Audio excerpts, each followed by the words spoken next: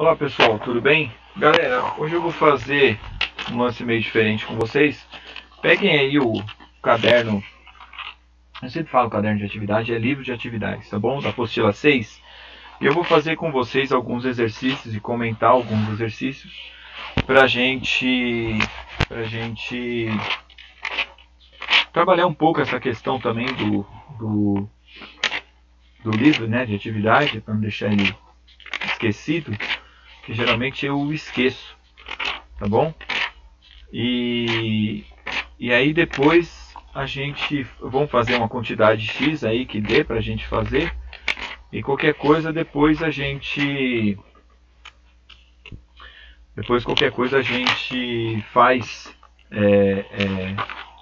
o que faltar em outro momento, tá bom? Vou tentar fazer uns 10 aí para ficar bacana, tá bom?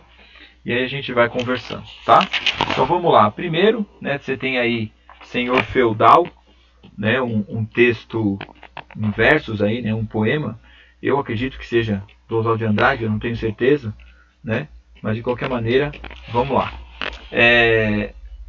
Então o texto é: Senhor Feudal, se Pedro II vier aqui com história, eu boto ele na cadeia. Então é bem popular, bem coloquial, né? E aí pede para a gente ver qual é a correlação correta. Se Pedro II viesse aqui, com história, eu botaria ele na cadeia. Se Pedro II vem aqui com história, eu botava ele na cadeia. Se Pedro II viesse aqui com história, eu boto ele na cadeia. Se Pedro II vinha aqui, com história, eu botara ele na cadeia. Se Pedro II vier aqui com história, eu terei botado ele na cadeia. Aí a resposta, por correlação verbal, é a A, ok? Se Pedro II viesse aqui com história, eu botaria ele na cadeia. Para haver correlação verbal nesse sentido, o pretérito imperfeito do subjuntivo viesse e o verbo botar, flexionado no futuro do pretérito do indicativo, botaria. Por isso que é a A, tá bom? A 2, em relação ao período. Se o proprietário da fazenda, tchararã, e os seus conceitos, é provável que nós, tchararã, com seus advogados. Então, revir, né, no primeiro espaço, dialogaremos, dialogássemos, dialoguemos e dialogamos. Aí a gente tem que ver qual que serve aí, qual que tem a melhor adaptação. Nós temos como resposta para isso: se o proprietário da fazenda revir os seus conceitos, é provável que nós dialoguemos com seus advogados. Nesse caso, o verbo rever, conjugado na terceira pessoa do singular, do futuro do presente, no caso subjuntivo, né, rever, apresenta a forma revir. Para que haja correlação entre as formas verbais na frase, o verbo dialogar deve ser flexionado no presente do subjuntivo, dialoguemos, ok? E depois nós temos: a tua saudade corta como aço de navalha, o coração fica aflito, bate uma outra faia, e os olhos se enchem d'água, até que a vista se atrapalha, ai, ai, ai. Isso é Cuitelinho, né? Um texto lindo, maravilhoso, né? Do João Ramiro. Eu conheço pela voz do Pena Branca e Chavantinho, que está embaixo aí, dá para você ver, né? Eu acho lindo essa melodia com eles, né? Não conheço o autor e tal, mas conheço os intérpretes, Pena Branca e Chavantinho. Transcreva o verso em que a concordância verbal se dá conforme o uso informal. Os olhos se enchem d'água. Se fosse para transcrever isso, que é a B, os olhos se enchem d'água. Depois nós temos aí uma questão da FGV, Fundação Getúlio Vargas, né? Com a migração dos investimentos surgem novos desafios, onde o tempo de retorno do capital investido tem que ser o menor possível. Explique por que a forma verbal surgem foi empregada no plural. Com a migração dos investimentos, são vários investimentos, né? Então olha lá, por isso que surgem. Mas vamos ler aqui o que a apostila nos diz, né? Olha lá, a frase nos trazem novos desafios e os investimentos, né? Então olha lá, o sujeito aí é novos desafios, né? terceira pessoa do plural, que leva o verbo flexionado também em terceira pessoa do plural. A inversão da ordem padrão seria, né, do sujeito e verbo presente na frase, não muda a regra de concordância, né? Com a migração dos investimentos surgem novos desafios. O que surge com a migração de novos investimentos? Novos desafios. Por isso surgem, passa para ser plural aí nesse caso, né? Novos desafios surgem, né, com a migração de investimentos, tá bom? Não importa a ordem. Das frases a seguir, assinale a única que apresenta problema de concordância. Deixa eu ver aqui se está ok.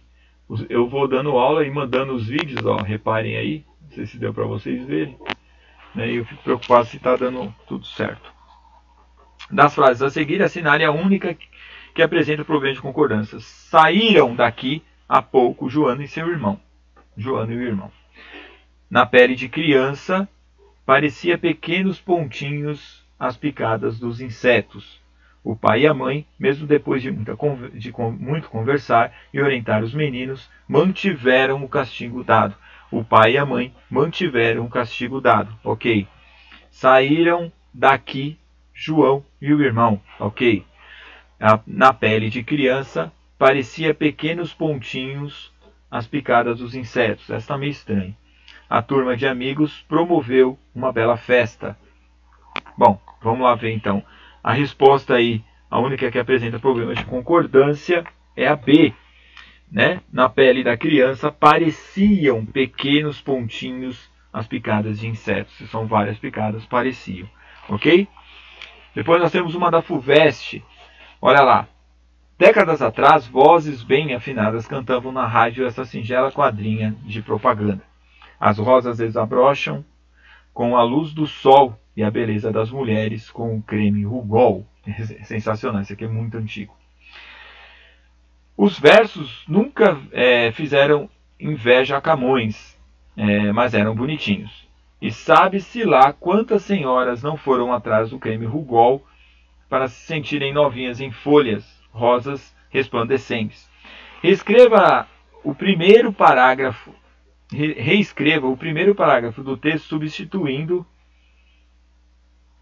décadas atrás. Tá bom. Décadas atrás por ainda hoje e transpondo a forma verbal para a voz passiva, fazendo as adaptações necessárias. Então, a gente tem que passar de décadas atrás para ainda hoje. Então, olha lá. Ainda hoje, esta singela quadrinha de propaganda é cantada no rádio por vozes bem afinadas. Seria mais ou menos essa ideia. Que expressões da quadrinha justificam o emprego de novinhas em folha e resplandecentes no comentário feito pelo autor do texto? Novinhas em folha justifica-se pela remissão de desabrocham, né?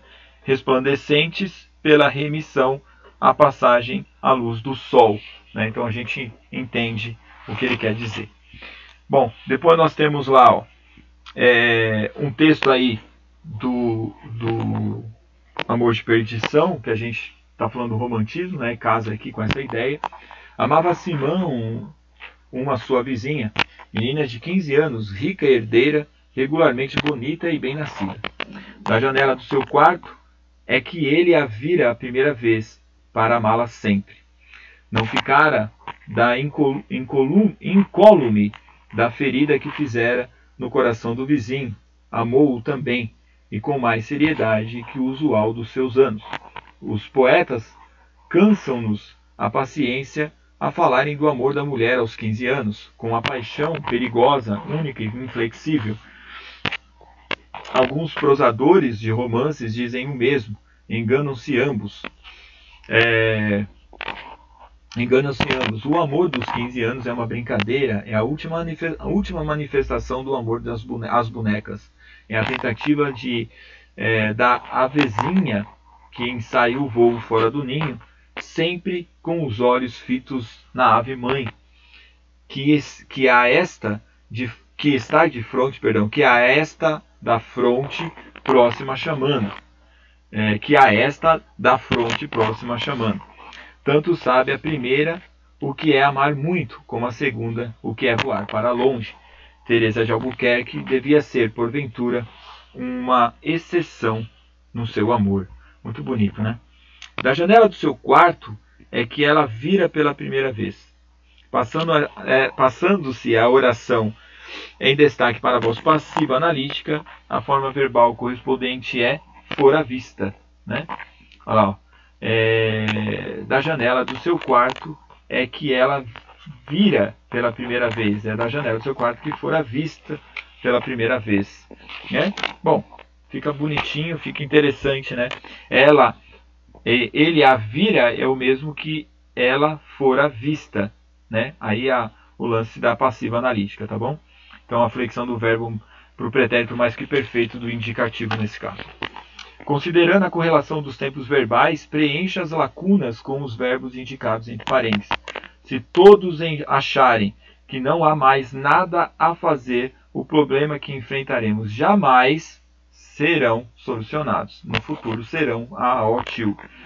Caso os jornais publicassem a matéria, João certamente se tornaria um nome conhecido. Queria que ele fazer, né? Então queria que ele tivesse feito ou fizesse um nome conhecido, né? Esse aqui é fácil, a gente acaba compreendendo bem, né? Porque é um linguajar muito próximo da gente, né? Estamos comemorando a entrega de mais de 1000 imóveis. São mais de 1000 sonhos realizados. Mais de 8 imóveis são entregues todo dia. Quer ser o próximo? Então vem para o X Consórcios. Entre você também para o consórcio que o Brasil inteiro confia. Reescreva a frase: estamos comemorando a entrega de mais de 1000 imóveis, na voz passiva, com agente expresso. Está sendo comemorada a resposta, né? Está sendo comemorada por nós a entrega de mais de 1000 imóveis. Tá vendo? A voz passiva, né?